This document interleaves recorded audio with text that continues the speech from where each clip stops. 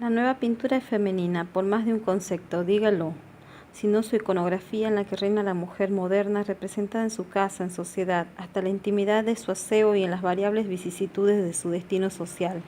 En efecto, las disidentes del sexo y su lección de virilidad, por citar a Stéphane Mallarmé en 1896, estuvieron muy presentes en el mundo del arte independiente desde el final del Segundo Imperio.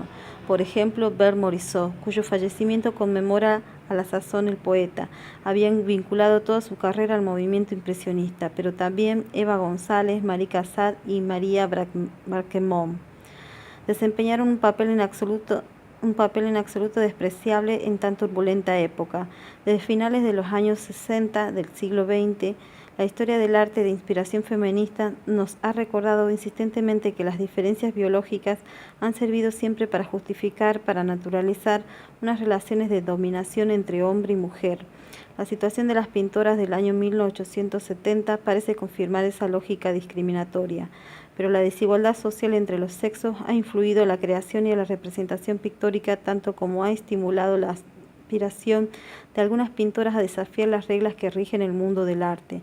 Conviene, pues, desconfiar del análisis tendente a demostrar rotundamente y por tanto de manera demasiado unívoca que algunos de los cuadros más famosos del movimiento impresionista responderían tan solo a las expectativas de una mirada preferentemente masculina, con independencia del sexo de su autor, que todo en ellos estaría al servicio de una forma de voyerismo que halaga, afianza y exalta la virilidad del espectador, al igual que sucedía en la pintura de salón.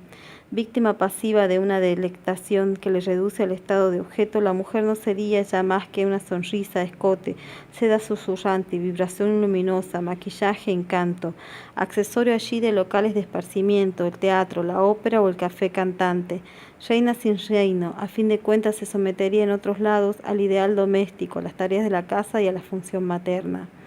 En este caso último, el espacio privado familiar se convierte en un territorio como caece en el constructivismo holandés del siglo de oro, sin infravalorar el precio de los prejuicios de los estereotipos que condicionan tanto en forma como en el fondo la práctica pictórica. No hay que pasar por alto que algunos pintores, señaladamente algunas pintoras, no se dejaron encerrar en ellos. Por otro lado, lo que debe retener nuestra atención es el espacio de libertad que éstas supieron darse para abrazar una profesión que estaba lejos de serles reconocida, así como su flexible relación con los modelos masculinos. Como Eva González y Bert Morisot constituirán nuestros ejemplos principales, sería fácil caer en la tentación de enjuiciar su pintura en función del arte de Edouard Manet y de una especie de magisterio implícito de este, aunque Eva González fue su discípula hacia 1970 y Morisot amiga e íntima suya. Ni una ni otra son en absoluto meras imitadoras del pintor de Olimpia, ni de tantas mujeres libres. Por otro lado, ¿podía tal vez una joven de la buena sociedad vincular su nombre y su reputación a la de un artista al que se consideraba conculcador de los principios de la belleza y de la moral por representar a seres envilecidos o simplemente venidos a menos?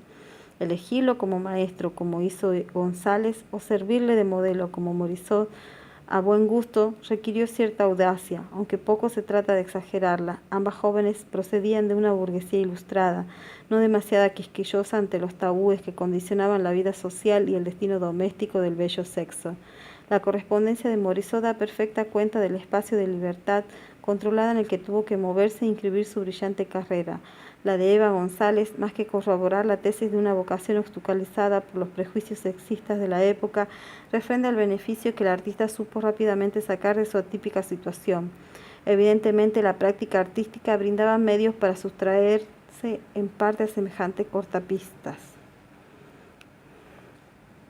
Por otro lado, hoy en día no cabe ya seguir ignorando la feliz coincidencia entre el estatus de pintoras, los temas que éstas adoptaron y la feminidad que con sus contemporáneos atribuyen a la nueva pintura y aún en mayor medida al impresionismo. Algunas lecturas retrospectivas han tendido a pasar por alto ese triunfo de lo femenino con vistas a subrayar con mayor insistencia la tradicional lógica discriminatoria que habría afectado a las mujeres impresionistas.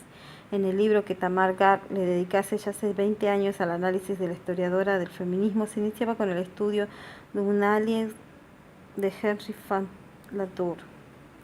En el Salón de 1870, esta imagen de Manet como líder de la modernidad impresionó a sus contemporáneos, que referencia paladinamente religiosas, cenáculo profano con Manet como Mesías, el taller del pintor no era ya su lugar de pintoresca y feliz convivencia, sino celda austera en la que sus amigos Émile Zola, Auguste Renoir, Claude Monet, Frédéric Basile y Zacarías Astruc se congregaban alrededor de aquel que había hallado el terreno, anunciando la buena nueva. En términos evangélicos, ninguna intrusa aparece allí. La buena batalla es cosa de hombre. Uno de los dibujos preparatorios de Fantin Latour permitía vislumbrar una solución menos excluyente. En él, la blanca diosa Atenea, única presencia femenina, extiende su protección sobre la viril asamblea desde la vertical del caballete. Como es natural, Tamargar no dejó de subrayar esa proscripción máxime y se consideraba que el círculo de Manet por aquellas fechas incluía a esas dos mujeres de las que vamos a hablar aquí. Pero ¿no es serio acaso pedir demasiado al cuadro de Fantin Latour que las incluyera? Ni los padres de Eva ni los de Berthe habrían consentido que exhibiera a sus hijas, libres aún de vínculos conyugales, entre todos esos señores de negro, fanáticos adeptos de culto controvertido. La razón principal de Fantin Latour renunciar a representar en pie de igualdad a hombres y mujeres fue sin duda que Morisot y González apenas empezaban entonces a darse a conocer. Evidentemente, el peso de las convenciones tuvo menos importancia que la diferente situación de los protagonistas de la modernidad parisiense. Antes incluso de actuar como tal, Eva González lo era ya por derecho de nacimiento. Su padre, Manuel, periodista y novelista muy afamado, había debutado a mediados de los años 30 en la prensa más prestigiosa. En esa calidad aparece su nombre en la correspondencia de Teófilo Gautier. Su reputación rápidamente consolidada lo llevó a ser elegido presidente de la Sociedad de Literatos en 1864. Gracias al apoyo del director de la sede diario en el que su padre colabora, y Jules Castanari se ocupa de la crónica artística. Eva asiste a sus primeros cursos de dibujo y pintura en 1866 en el taller de Charles Chaplin, que explota por aquel entonces un filón neopompadour muy atractivo, cuya prosopeya rococó devaluada hoy en día resulta sin embargo de capital importancia. Hombre que hacía alarde de modales ingleses.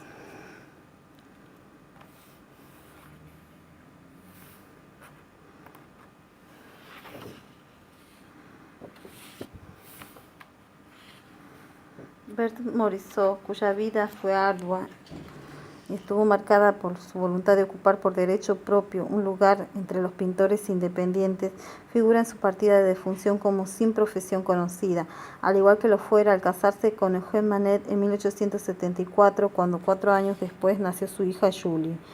Es así como las mismas convenciones que había roto acabaran venciéndola.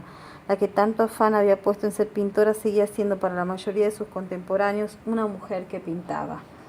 Toda la época lo repite hasta la saciedad. Para una mujer, pintar solo podía ser una ocupación secundaria, no una profesión.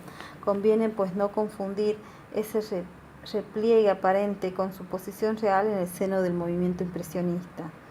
En 1874, el año de la exposición que dio nombre al grupo, muy a pesar del mismo, Morisot no era en modo alguno una principiante. Ya en 1964, junto con su hermana Edna, había expuesto en el Salón de Pequeños Lienzos figuras de fantasía y paisaje, a manera de Camille Corot, del que ambas habían recibido algún consejo más o menos directo. Su primerísima formación inspirada en Jean-Auguste Dominique Ingres, bajo la dirección de Joseph Guichard, se combinaba así con el esplendor del paisaje moderno. A finales de los años 50, Berthe Morisot se había acercado a Fantin Latour